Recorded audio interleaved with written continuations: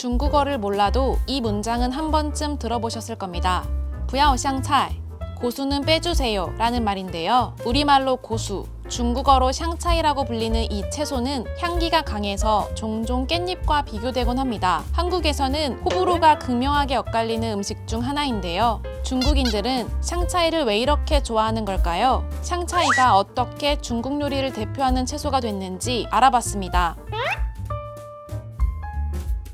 샹차이가 중국 토종 채소는 아닙니다. 기원전 1, 2세기 한나라 무제 때 서역에 사신으로 갔던 장건이 10년 만에 귀국하면서 종자를 가져와 퍼뜨렸다고 하는데요. 확실치는 않지만 문헌에 실린 기록을 봐도 3세기 무렵에 전해졌다고 보는 견해가 일반적입니다. 당시 문헌에는 향기로운 채소라는 뜻의 샹차이 대신 오랑캐 호자를 써서 후차이라고 불렀다고 합니다.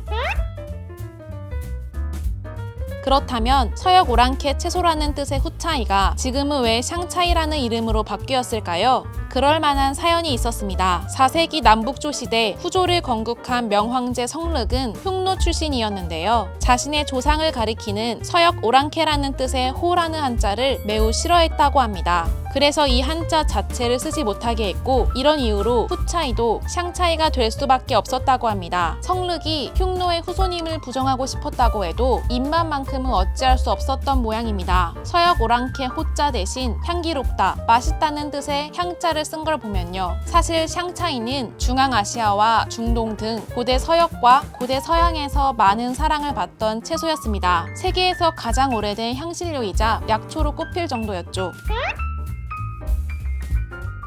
그렇다면 샹차이의 원산지는 어디일까요? 샹차이의 원산지는 지중해, 그 중에서도 고대 그리스 문명이 발달했던 에게해 연안 지역으로 추정됩니다. 이는 영어 이름인 코린더에서도 확인할 수 있는데요. 어원이 고대 그리스어 코리스에서 비롯됐기 때문입니다. 코리스는 흔히 빈대로 번역돼 부정적인 이미지가 강한데요. 샹차이의 향이 이 벌레 냄새와 비슷했던 모양입니다. 다시 말해 샹차이는 냄새나는 벌레를 의미하는 단어였던 것이죠. 독특한 향기 때문에 고대 그리스와 로마 시대에는 향신료로 널리 쓰이고, 또 감기 몸살을 앓을 때 몸을 따뜻하게 해주는 약으로도 사용됐다고 합니다.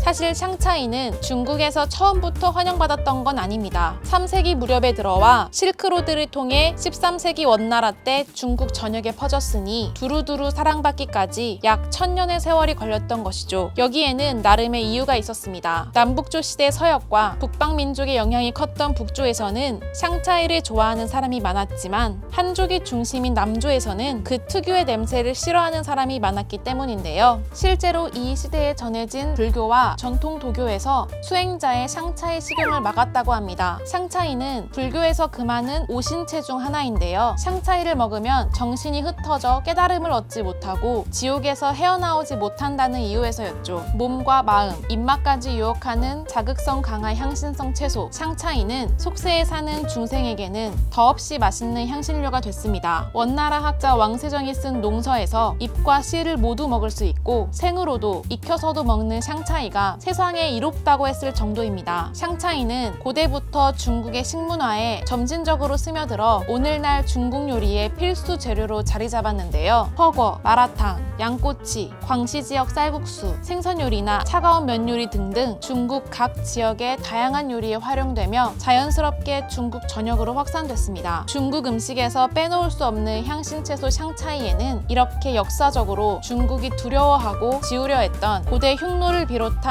서역의 흔적이 배어 있었습니다.